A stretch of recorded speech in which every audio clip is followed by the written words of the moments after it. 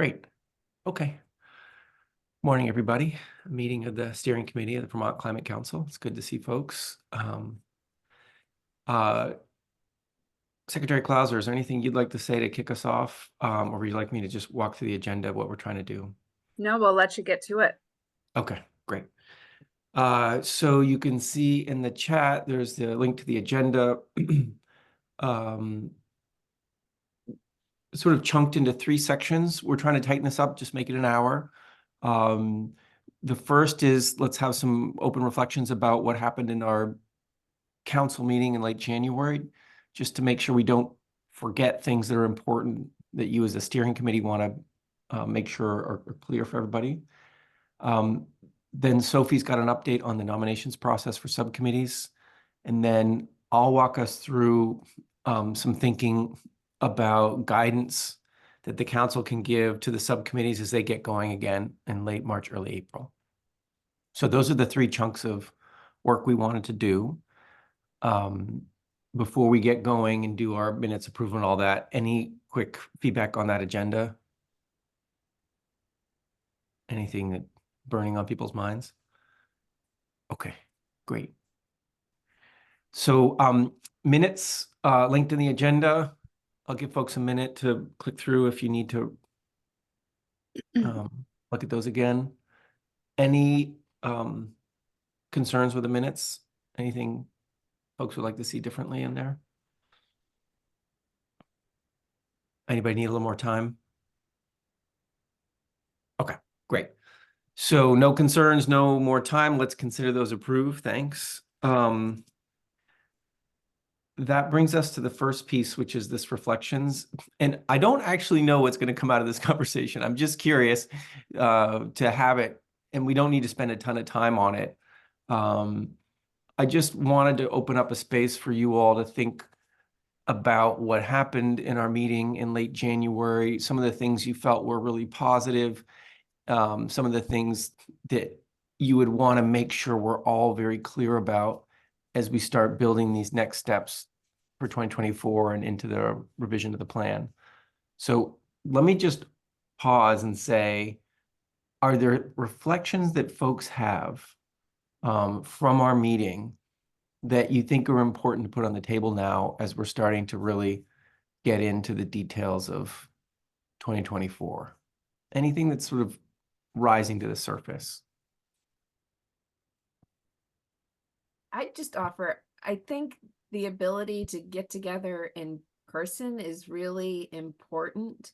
I don't know if once a year sort of does it justice in terms of allowing people to build relationships and have some of those offline conversations, and think we should think seriously about whether we should be doing it maybe twice a year. I'm on the Vermont Council on Rural Development. We have 4 meetings a year and intentionally have 2 that are noticed as in person and 2 that are noticed as being virtual.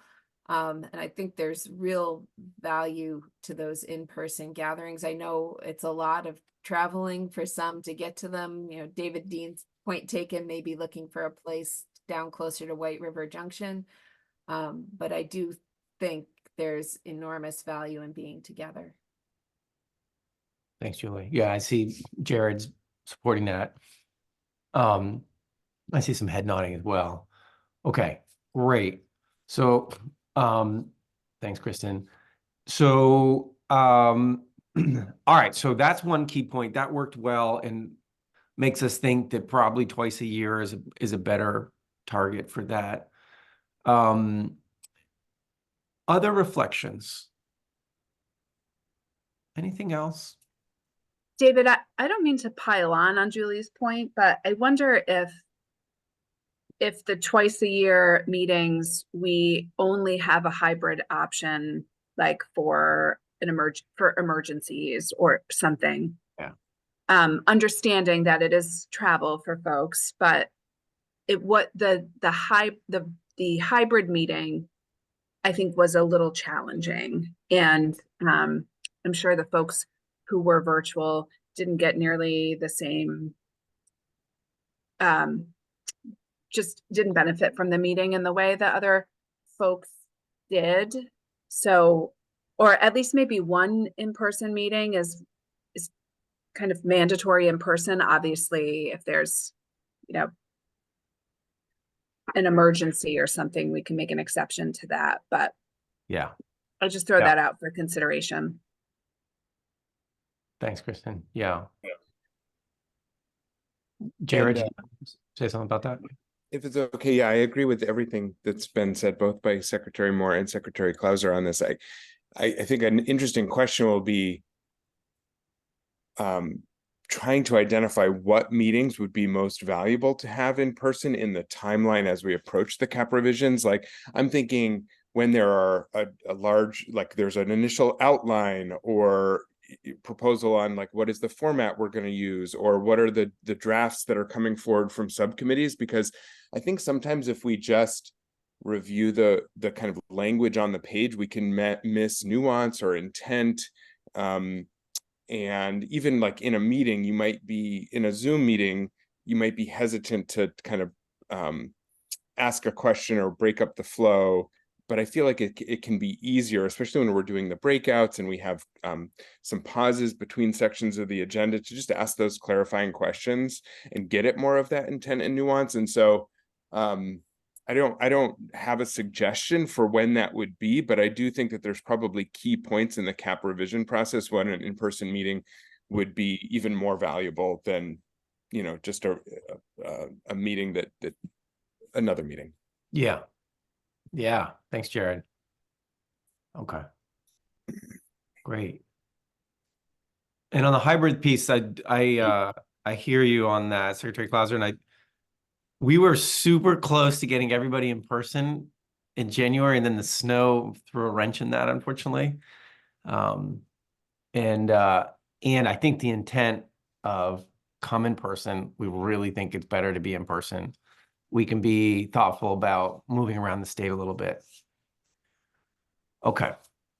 Other reflections on this topic or another aspect of the meeting? Anything else that felt really important as we think about our process going forward and how we're going to work this year?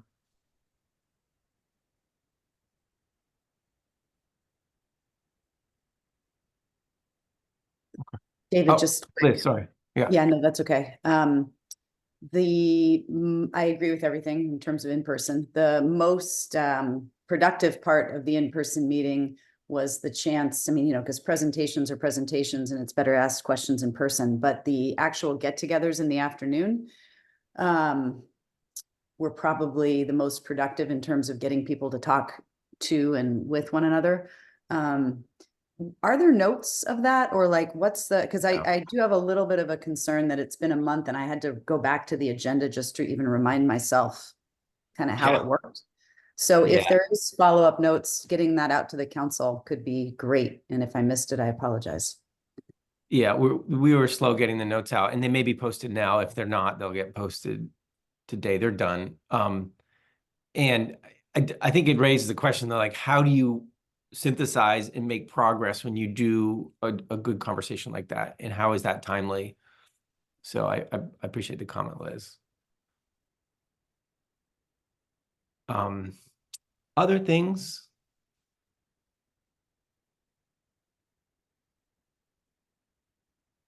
All right, great. Super, I'm glad we did that. Let's switch gears into the next piece. And this is something that Sophie's going to help us with, which is the nominations process for the subcommittees. And Sophie's got a few slides on this. Sophie, you know everybody, right?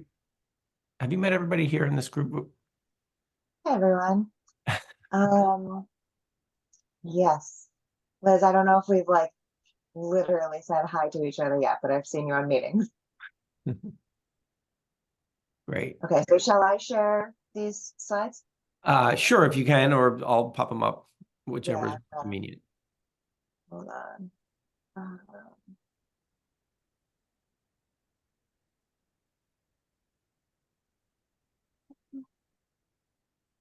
Apologize, I have it in PDF, so the screen, I just need to set up where the screen is. There we go. That looks a little better. How's that? You're grabbing probably, yeah, if you can back up a little bit because it's zooming in a little bit too far for some reason. Like that? It's still zoomed in. You're not, when you go to the next slide. How about this? I'll share it real quick and that'll just reduce your frustrations from the share. Here we go. Thanks. Yeah. Okay, so we are on our way with the subcommittee nomination process. Nominations closed yesterday. So today I will send out the form or the responses to the form. We had 55 nominations come through, and I think total that is not the number of people is going to be a lot less than that. I just quickly looked at like the number of submissions. So we had 55 submissions. The number of actual nominees is going to be a lot smaller.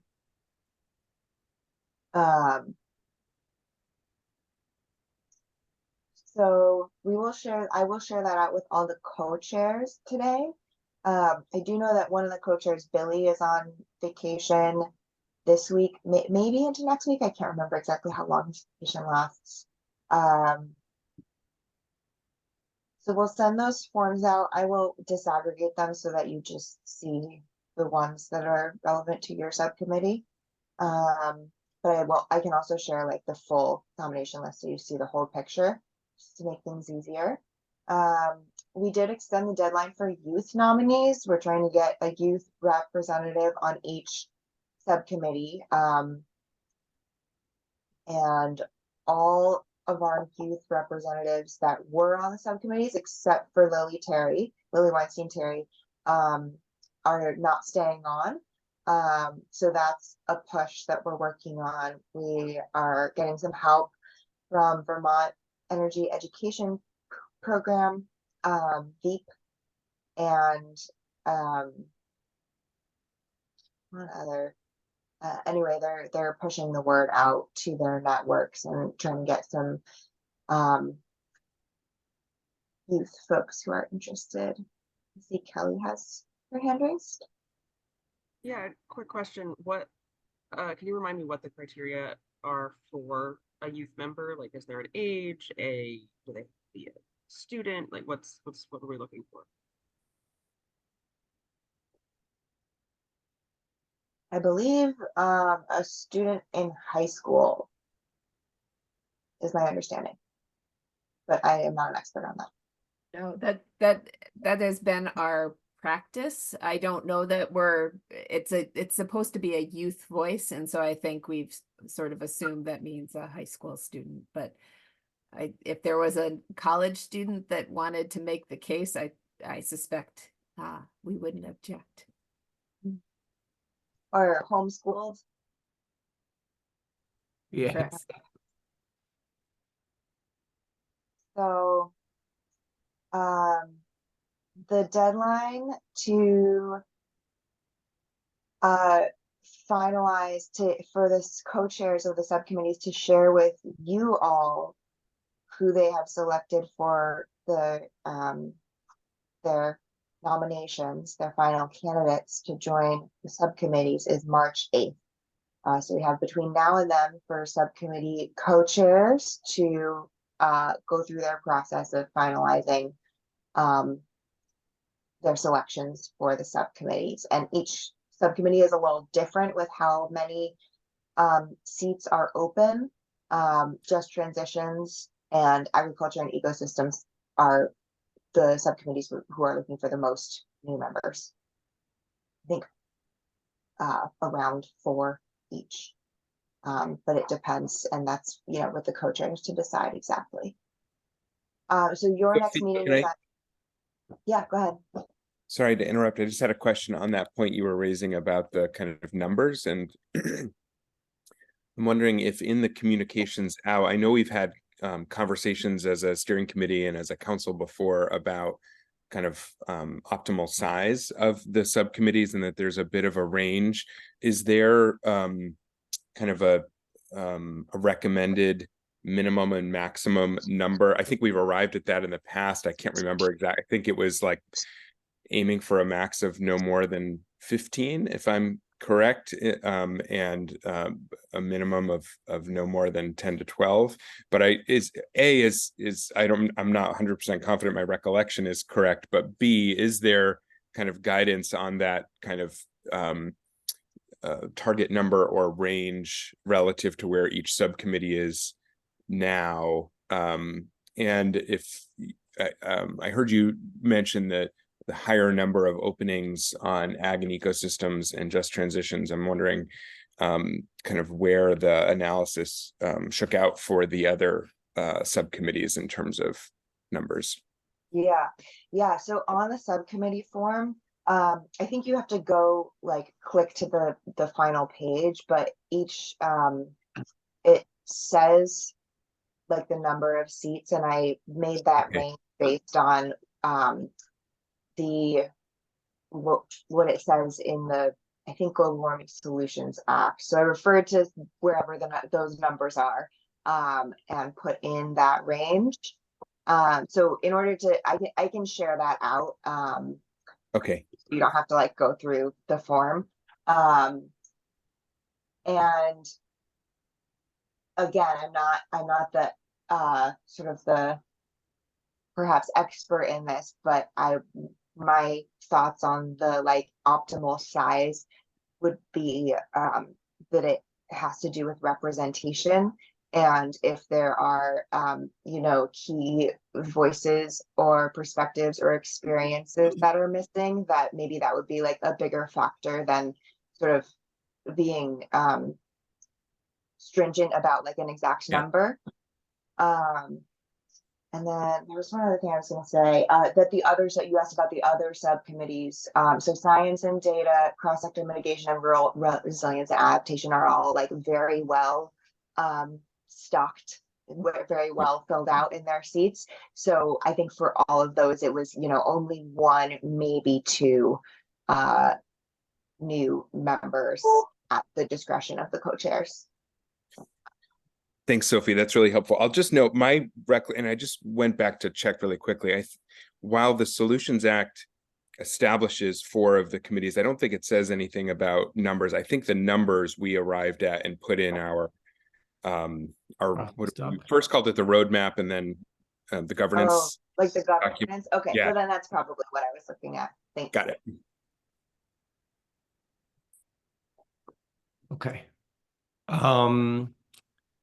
Anything else on this? Sophie, just tell me to push forward on slides if you want to make me keep going. Yeah, I think just to say out loud that on the goal is on the March 11th meeting that you all have, that you'll be able to give the final selections from the subcommittees your blessing, and that will be finalized. And then the subcommittees will be able to begin their work in earnest with their meetings in late March, early, April, depending on when those subcommittees' next meetings are, and with the guidance from the full council on those focus areas for what this year's work and revisions will look like. Sophie, can I just ask, I have the council meeting on the 18th, not the 11th. I don't know. Oh yeah, the steering committee meets on the 11th. Steering committee. Oh, the steering committee meets on the 11th. That I do have on my calendar. All right. Yeah. So it only needs to be approved by, or the new nominations only need to be approved by the steering committee and not by the full council, is my understanding. Do I have that right? Yeah. That's what's in the process doc. Yeah. Okay. Jared? Jared? Sorry, one other question on timing. I'm wondering, Sophie, if you know how many of the subcommittees, just looking at this window of time and turnaround time, how many of the subcommittees already have meetings scheduled to discuss this versus how many may need to try to schedule meetings within the next, before March 8th to be able to make those recommendations? Not sure. Yeah, I think it's going to be a quick turnaround time to get some of those subcommittee meetings scheduled. Yeah, and the co-chairs were notified of this Yep. schedule at the beginning of the nomination process. Yeah. And we don't actually have a standard process for the subcommittee chairs to do this, right? We don't have like, oh, thou shalt convene your existing subcommittee members and go through the list. Like there isn't actually a standard thing. No. And so, yeah, we've kind of left it up to the discretion of the subcommittee co-chairs, how they want to handle doing this. That might be something to talk about further. Yeah. Okay. All right. next So slide. then there's two changes you wanted to mention, Sophie, to I actually am not sure what the what Bronwyn's is. I don't know if she went from being staff support to being a sitting member. But Melissa's is that Melissa's subbing out for TJ because of changes in their roles and responsibilities, in short. Okay. I'm guessing that Bronwyn's is that she used to be staff support and is now a sitting member. I'm not sure. Yeah, this is Andrea. I can answer that. Chris Cochran, is that, I'm like spacing on his name. Yeah. Chris Cochran was the member and stepped down, and Bronwyn stepped in from staff support Okay. to an actual member, but Great. So your role as a steering committee is to give a final thumbs up to these sort of changes in composition. So that's what we need to do here as a steering committee. So any concerns with these changes? Jared's given a thumbs up. Anybody need to have more information about this? Okay. Should we just consider this approved? Yep. No objection? Okay. Great. Thanks. All right. So, Sophie, anything else that you wanted to share around this? I think that's it, unless anyone has any other questions. Any other thoughts? Okay. Great. Okay. So that brings us to the next conversation, which I'm just keep sharing my screen here, which is our plan for March 18th. And I put together a couple slides. Jane and I have been talking about this for a little bit. And I tried to put down on paper some thoughts. And I really want to have a conversation with you all about this today to see if we're going in the right avenue on this. Let me just share here as we go. So what Jane's been hearing, and I've been hearing a little bit, is subcommittee co-chairs are definitely looking for guidance from the council about the work. And the work meaning the priority areas that they should be leaning into, and about the expected outputs. What is the altitude that the subcommittees need to produce in terms of an output? What does that, how should that look? And how should that be tied into an overall level of effort as well from the subcommittees? So we started that in the conversation in January altogether. We started it substantively when we did those breakout groups that you've alluded to. We talked a little bit about level of output and sort of the altitude of what we're trying to achieve. We didn't really finish that or consolidate our thinking on it as a council. And if we're going to provide this to subcommittees in their newly constituted form as they get going late March, early April, we need to use our March 18th meeting as a way to do it. All right. So Liz asked about the notes from all those small groups. They're in a meeting summary now that if it's not posted, it will get posted. Sophie can get it up today if it's not up. And this is a higher level summary than what's in the notes. And it shows that there was progress made, right? There was progress made in those small group conversations about what's really important, what really would be questions you'd want to see answered through the subcommittee process leading into the updated climate action plan. So I put this up here just to show that there has been work done by council members on this already. We're not starting from scratch, and we made good progress on January 29th. And this is our summary. I'm sure that someone could help us with the summary. But just to show that we're getting there, right? In addition to that sort of substantive conversation, the other thing we talked about in January 29th was that the Just Transition Subcommittee and Kelly put on the table some ideas about how to center equity and justice. Science and data is going to be active and helping to guide technical analysis and playing that role. And we know that we'll probably have some cross-cutting issues that need to be addressed with some topically specific meetings that probably convene more than one subcommittee. And here are some that have bubbled up to the surface, but there may be others, right? Land use issues that impact a variety of things, whether it's resiliency or compact development and transportation issues, or there's a lot of things that go into land use issues.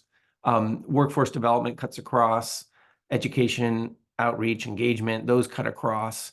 So our current thinking is we could convene conversations and little mini processes around that bring in multiple subcommittees. We're hesitant to use a lot of task groups like we did last time because it has a real downside that they're not treated as actual meetings, and so the per diems aren't the same. It's not great, and the sort of public transparency piece is not always the same. So we're thinking doing this under the umbrella of subcommittees, but just multiple subcommittees all at the same time. All right, so this is some other pieces just to keep in mind.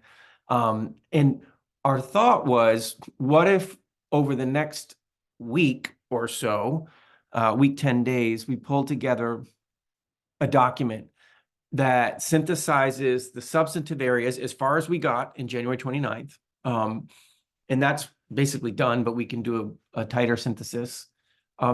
It also offers some guidance on level of effort. And those conversations happened a little bit on the 29th. And we could even try to push those forward a little bit.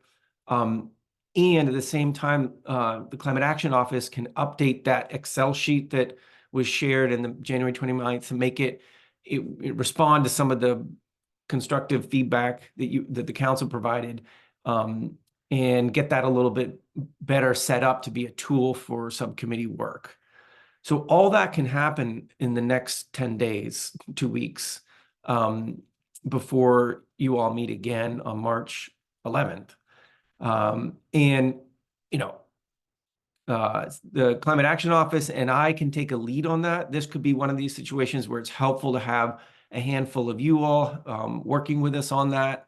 And you all review it on the 11th in your next meeting, and then we really make it the center of our March 18th meeting of the council. It just allows us to walk into that March 18th meeting with a more consolidated thing that then we can pick apart and change and improve. But otherwise, we'll be walking into March 18th, kind of like not building on all the good conversation that happened on the 29th of January. So that's the idea, is to pull this together and make a short thing that really lays out guidance that would be quite helpful for steering committees as they get going in the subsequent weeks. Okay, I think that's it. That's what our thinking is. And I wanted to test with you all. How's that landing? Does that seem like good process? Are you okay with me and Climate Action Office taking a lead on that? Are there any volunteers that want to help us with that over the next 2 weeks? You know, Jane's on vacation this week, but I can make some progress on it. And then we were going to work on it early next week. So reactions, thoughts, concerns. Does this sound like a good plan?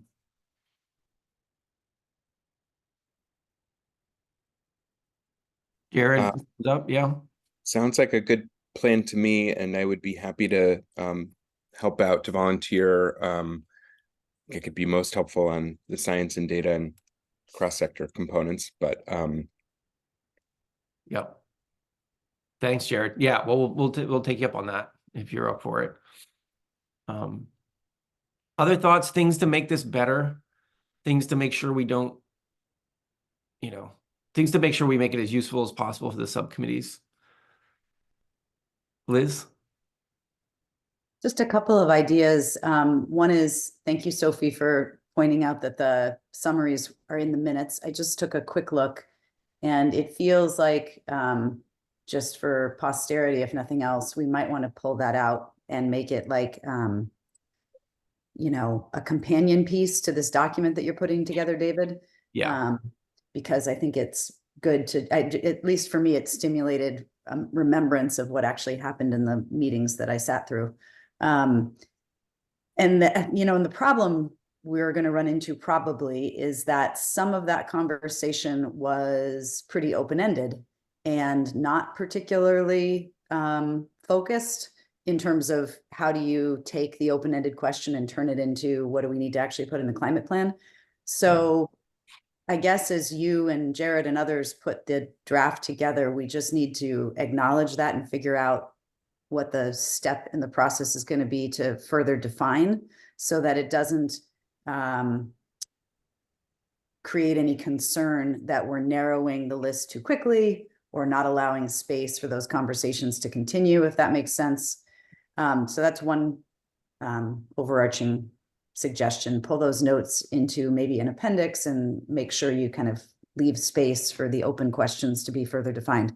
And then the second suggestion is the progress report. I think just naturally, because it's almost like an index of prior actions and where we are now, right? That's what it's meant to be. I think it could be a really helpful tool. And so seeing the update will be important. And I would suggest that we pretty intentionally ask every subcommittee to have that progress report on its next agenda, next substantive agenda, to actually look at as a group with a climate, you know, whoever the staff person for that subcommittee is that usually attends, so that questions can be asked. I think counselors aren't aware of all of the programs that are reflected in that progress report. And there could be a lot of progress made, no pun intended, by just going through that progress report and making sure people have a common understanding of how it's currently ranked and what the programs in there are. Because we can then use that to move to the next step, which I assume is taking the substantive areas of focus document and starting to create an outline of the next climate action plan itself. Yeah. Thanks, Liz. That's really helpful. I appreciate that. I'm going to jump to Secretary Moore and then over to Sophie. Yeah. Sure. I was going to say some of the same things Liz said. I think it's important to be clear that substantive areas of focus isn't exhaustive at this point, that we expect subcommittees will need to do a little work refining that. That said, I do think it's going to be important to have a conversation about the fact that we're going to have to balance the level of effort with the scope of work, and it's not real helpful if folks bite off more than what's realistic to sort of accomplish in the next 12 to 18 months here. And I feel like we sort of came up against it last time because, I mean, we were building the plan from whole cloth. So that is certainly part of it. But I think we need to be realistic about level of effort and how that ties to expected outputs. And I like that idea of asking each subcommittee to sort of take a hard look at the progress report and use that as a basis for a conversation about what's realistic to accomplish on the timeline. The other piece would be to ensure that the draft document sort of lays out the overarching schedule that I know, David, you and Jane have worked on in terms of major milestones, because I think that's a really important piece of information to have centered in the conversation about substance that we're asking the subcommittees to engage in. Right. The major milestones of the next 18 months. Yeah, getting to June 2025. Yeah. Thanks, Julie. Sophie, go ahead, please.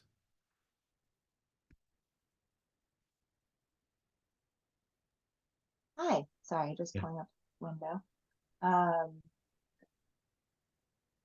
Thank you both. And for that document, for like that progress report, I just took a quick look at the minutes to kind of see like what was enumerated for suggested improvements, and I remember a few from the day of.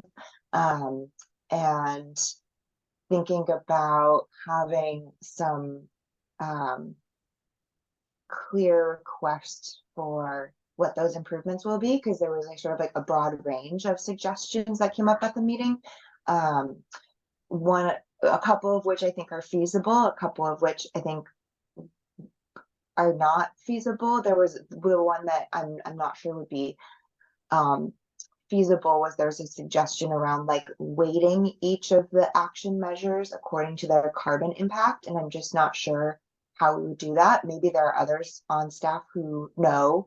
The way that that sort of Excel spreadsheet was generated, the original data was sort of taken from like requests out to state programs saying, hey, tell us what's going on here.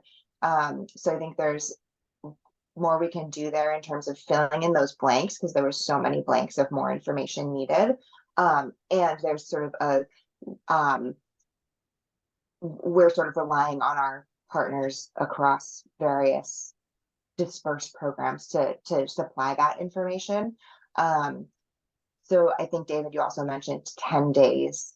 So Yeah, between now and March 11th, yeah, so my request would be sort of like clear request on what the improvements desired are, and the ability to sort of talk through what a reasonable timeline for getting that document updated is. And then I wanted to share with you all a document that the Interagency Advisory Board supplied the information for, that gives more about the spending side of things, and it's a completely different document, so it's not apples to apples with this one, but provides some good information on that question about resources dedicated to these programs. nice. Put that in the chat.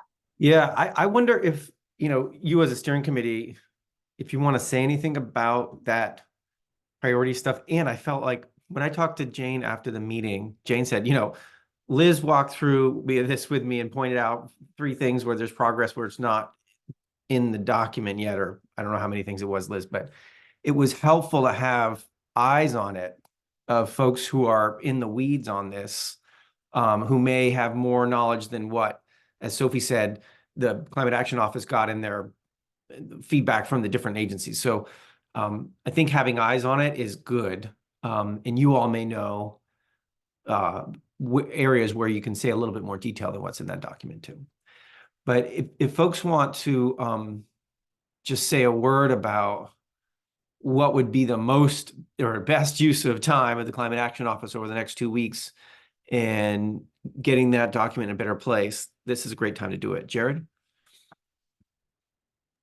Yeah, I agree that incorporating the kind of updates that are related to how something is characterized along the lines that Liz and others provided is probably the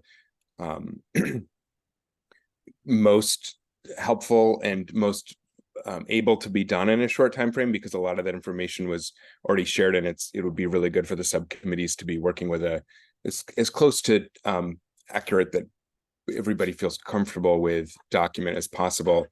And I hear you, Sophie, and I agree that it would not be possible on the timeline to go through and assess, the different recommendations in the plan for their specific impact, either on climate pollution reduction or on other factors. But I do think that one of the things that I don't want to lose is that I think it's really important that, speaking to the point that Secretary Moore made and others have made about kind of needing to prioritize and limited kind of resources and bandwidth, that it is really important that, given that there are so many recommendations, we prioritize the ones that can have the greatest impact and benefit towards the requirements and goals of the Solutions Act. And we didn't, in the first iteration of the Climate Action Plan, we weren't putting specific, in the case of cross-sector emissions reductions on each and every recommendation, but we were bucketing them in terms of, would this get us more than 10% of the way towards the Solutions Act target by 2030? Would it be 5 to 10, or would it be less than 2 or 2.5? I think it was. I would have to go back and look exactly. But I totally hear you, Sophie, and I agree that that's not possible on this time frame. But I also don't want to lose that overall insight that it's not really about the quantity of recommendations moved forward. It's about the effectiveness, because you can imagine, you know, 1 or 2 recommendations moving forward has a much bigger overall impact and benefit than some of the, you know, a larger number of the smaller ones. So hoping we can still retain that insight, even if we don't have specific numbers to share with the subcommittees on that timeline. I wonder, Yeah, oh, that go makes ahead, sense. Sophie. And it sounds like there is somewhere where that information about like everything, I understand that everything in the climate action plan is a priority, but somewhere there's a bit more granularity of within these many priorities, which is a very high priority and which are lower priorities.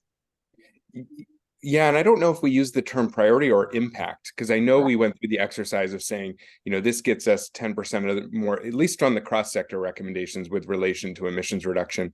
I'm sure Jane has that. I can also pull that up. Happy to talk through that over the next week if that's helpful. I don't think we Great. did Yeah. everything, but we did most of the ones that we expected to have a bigger impact. Yeah, that's super helpful. Since that exists, that's definitely feasible to marry those 2 information pools. Yeah. Great. I also, Jared, feel that part of the job of the subcommittees this spring and into the summer is to look at all these things. Yeah. And to do that, you know, we'll call it prioritization. I know that's a tough word, but try to lift up those things that maybe are most still relevant, in addition to identifying the gaps in the other areas that need attention. And in this document that we aim to prepare over the next 2 weeks, one of the things we're going to emphasize was the conversation we had on January 29th, where we talked about how the state climate hazard mitigation plan had 100 and something action, Yes.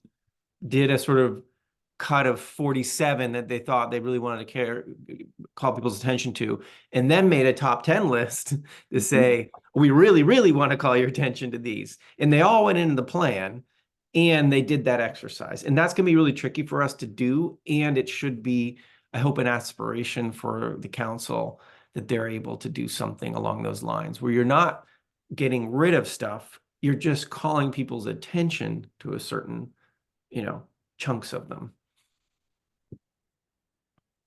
And that's work that needs to happen. That can't get accomplished by the Climate Action Office in that document. Okay, great. So we will go forth and pull this together. Are there other points of feedback that you want to offer around how to do this document over the next 2 weeks? Anything else that folks want to share? Okay. Jared, we'll take you up on some help if you want to give us a hand in doing that. And others, feel free to reach out to me or when Jane's back to provide help if you want to. Okay. And when we meet on March 11th, we'll come with an agenda for our March 18th meeting, knowing now that a big piece of that agenda is doing this, right? Constructing this guidance for the subcommittees. All right. That's the end of what we wanted to do together. We have time for, oh, Secretary Moore, go ahead. I just wanted to flag for folks, the PUC put out their first check back on the clean heat standard, and I wonder if having a presentation from them at the March 18th meeting wouldn't be of interest. I'll drop the link in the chat for folks who haven't seen it, but it feels like it's got some pretty important implications for our work. Yeah, okay.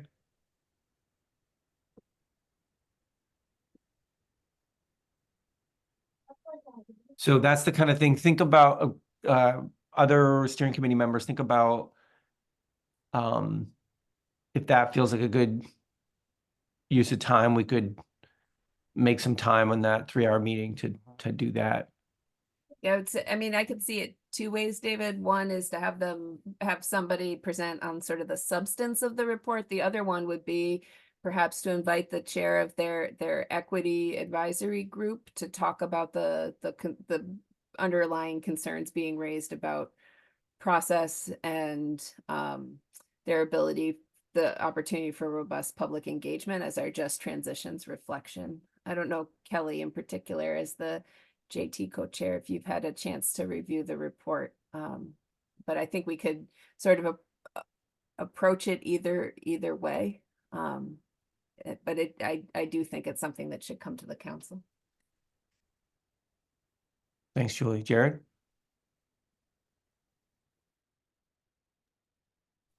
Yeah, I think that I'm just trying to think like what will have been a successful meeting on the 18th at the end of it if we've done. And I think that one of the things is more clarity around the priorities of the work plans of the subcommittees, and not just the subcommittees knowing that for themselves, but the other subcommittees knowing that of each other. So that's A for me. And then I think the second one is somewhat related to what Secretary Moore said, but I would broaden it a bit to say any kind of, I think we need to create space for any administrative or legislative updates that are relevant to our recommendations or our process. One other example that I'm aware of, although I don't know the details to the extent that folks like Jane or Joey Miller would, is that there are the recommendations that first cross-sector and then the full council made with regard to transportation research and recommendations have been considered and are being incorporated, I believe, into legislation, or at least in terms of I mean, we'll see where it ends up, but I believe the Transportation Committee in the House has been focused on that. So I don't know what all of those are, but I think that the folks who are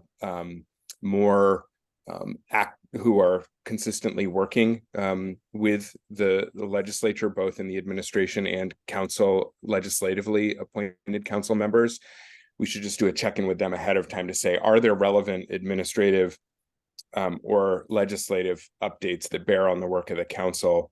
You know, and some of those may make sense just to share the link or provide as a background document, and we don't necessarily need to spend time on it unless people want to. Others may benefit from more of a presentation and discussion in the agenda. Great. Yeah. Thanks, Jared. I think one of the challenges I have in situations like this is when it's actively under debate, you know, in the legislative process, we don't necessarily need to insert the council into that. When there's something that's happened or there's been a reaction to something like the PUC thing, that's really good. But if there's stuff under debate, that's more like, hey, a flag, it's happening, things are happening. We as a council, we're not going to put ourselves into that legislative debate right now. Yeah, not for purposes of commenting on it, but I think that there are things that we should be aware of. Yeah. In terms of how our recommendations are being received. And nice. Okay. Okay. Anything else?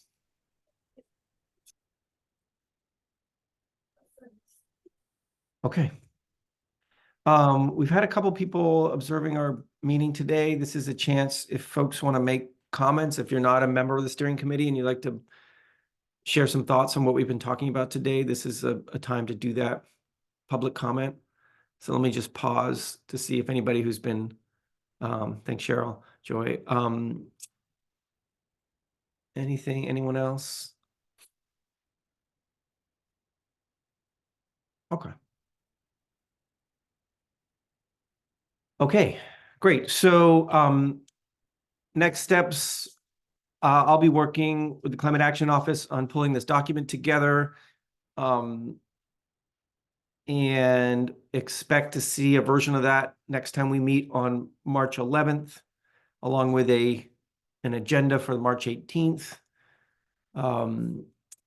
And Jared expect to be engaged on that if others want to reach out. That's what I've got. Anything else before we round up today? Okay. Great. All right. Thanks everyone. And we will see you in a couple weeks. And happy Monday. See y'all later. Bye, thanks. Bye. Bye, everybody. Hi, thank you. Thanks, bye.